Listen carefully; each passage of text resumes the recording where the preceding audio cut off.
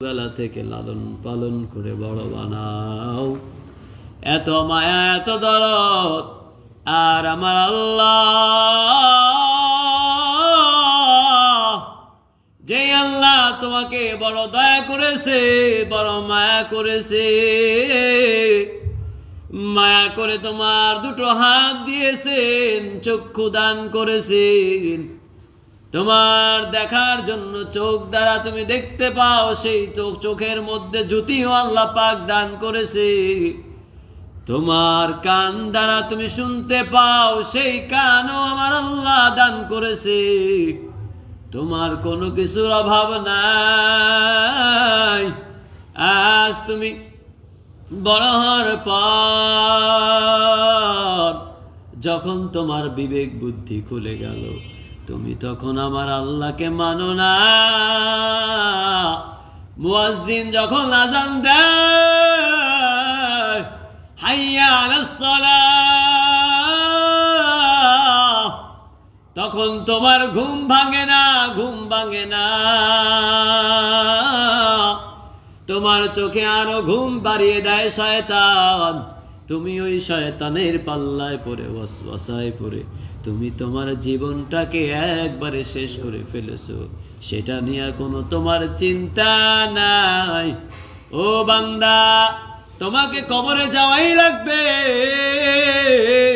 তার মধ্যে কোনো সন্দেহ নাই। এই জন্য আজ থেকে তওবা করে আল্লাহর জন্য ফিরে আসো, ফিরে আসো, আর কখনো গুনাহ করবা না।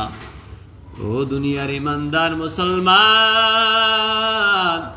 আল্লাহর গোলাম, আল্লাহর জন্য তুমি গোলামি করবা, আর আল্লাহ পাক তোমার জন্য রাস্তা খুলতেই থাকবে, খুলতেই থাকবে।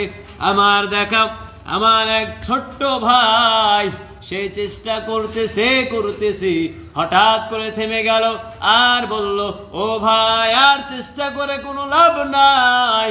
আমি বললাম, ও ভাই, তুমি চেষ্টা করেছো, তোমার চেষ্টার ফল আল্লাহ পাক দিবে, এর মধ্যে কোনো সন্দেহ নাই। তুমি চেষ্টা আরো করো, আরো করো, একবার, দুইবার, তিনবার, বারবার করার পর আল্লাহ পাক এমন ভাবে তাকে রহমতের চাদরে পেঁচায় নিছে। এই রহমতের চাদর বড় মায়ার, এমন রহমতের চাদর বান্দাস প্রতি সপ্তাহে একবারে একসাথে যাইয়া আল্লাহর ঘর তওয়াফ করে আর কান্দে মাকামে ইব্রাহিম ধরে ধরে চোখের পানি ফেলে। তার চোখের পানি ফেলার জায়গা আল্লাহ পাক তৈরি করে দিয়েছেন। তার মনের বড় আশা ছিল, সেই আশাও আল্লাহ পাক পূরণ করে দিয়েছে। সুতরাং ভাইও আমার, আল্লাহ পাকের রাস্তায় যদি তুমি চেষ্টা করো, আল্লাহ পাককে রাজি খুশি করানোর জন্য যদি তুমি চেষ্টা করো, আল্লাহ পাক তোমাকে রাজি খুশি করানোর রাস্তা খুলে দিবে। সুবহানাল্লাহ। ইমামুল আউয়ালিনাল আখিরিন তাকাসাদ আনহু আকহামুর রিজালিন, তুহি কাদের জলিলুল্লাহ জাহাদার, বাহার হালে তুহি মাওলা নেগাহদার। কত দোস্তরা, কেউ মিশর, কেউ সৌদি, সবাই দেখতেছে। সত্যি আল্লাহ।